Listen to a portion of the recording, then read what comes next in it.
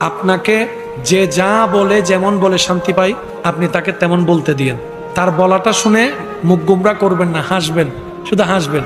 যদি জিজ্ঞেস করে আমি তোরে বকলাম, বকা দিলাম, মন্দ বললাম, তুই হাসলি কেন, আপনি শুধু এতটুকু বলবেন, এই অশান্তিময় পৃথিবীতে কেউ কারো শান্তি এনে দিতে পারে না।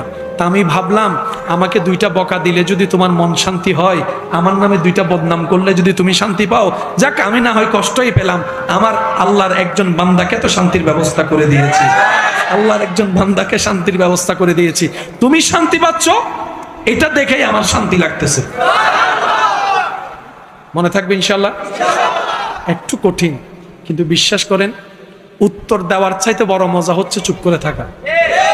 প্রতিশোধ নেওয়ার চাইতে বড় মজা হচ্ছে ক্ষমা করে দেওয়া। একবার করে দেখেন, শয়তান করতে দিবে না, এটা সত্য। কারণ এগুলা করলে তো আপনি রহমত পাবেন, শয়তান তো এটা চায় না। শয়তান চায় কি জানেন? কেউ একটা বললে আর বান্ডারত কি হম আছে না 3 লো। আচ্ছা, ঝগড়া করে এই পর্যন্ত কোনো সমাধান হইতে দেখছেন? আমি দেখি নাই, আপনারা দেখলে বলেন। মারামারি হয়ে কোনো সমাধান? নীরবতার মধ্যে যেই উত্তর লুকাই আছে, বান্দা যখন উত্তর দেয় আল্লাহ তখন সেটা উত্তর দেয় না। আর বান্দা যখন রবের হুকুমের অপেক্ষা করে ধৈর্য ধরে চুপ করে থাকে, আল্লাহ সময় মতো ফেরেশতা দিয়ে উত্তর দিয়ে দেয়। আপনার পক্ষে যদি ফেরেশতা কথা বলার সুযোগ থাকে, নিবেন না কেন? যান না, সয়ে বাঁচবেন আর কয়দিন? মানুষ বাঁচে কয়দিন? মানুষ বাঁচে কয়দিন? থাকুক না সে ভালো জায়গা নিয়ে, ভালো থাকলে থাকুক।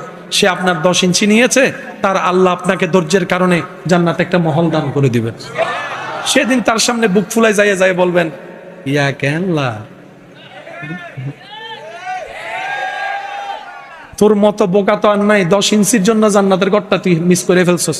সেজন্য কিছু মানুষ নগদে বিশ্বাস করে, নগদ লাগবে। মুসলমানরা নগদে বিশ্বাস করে না, আল্লাহর রহমতের বিশ্বাস করে, রহমতের বিশ্বাস করে। মনে রাখবেন, আল্লাহ কখনো কাউকে ঠকায়, আল্লাহ কখনো ধৈর্য ধারণকারীকে পরাজিত হতে দেয়, আল্লাহ কখনো শুকরিয়া আদায়কারীকে অপমানিত হতে দেয়। কিন্তু আল্লাহ মাঝখানে একটু পরীক্ষা নেন। কিসের পরীক্ষা? আমার বান্দা আমার থাকে নাকি থাকে না, আমার পক্ষে থাকে নাকি থাকে না, আমার দিকে তাকায় থাকে নাকি থাকে না, আমি কষ্ট দিলে কোনো আমাকে ছেড়ে চলে যাচ্ছে কিনা, এইটা একটু আল্লাহ দেখে।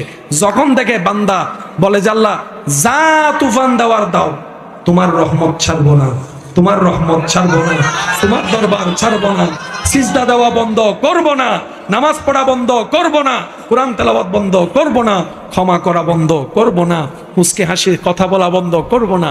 যেদিন আপনার এই করাটা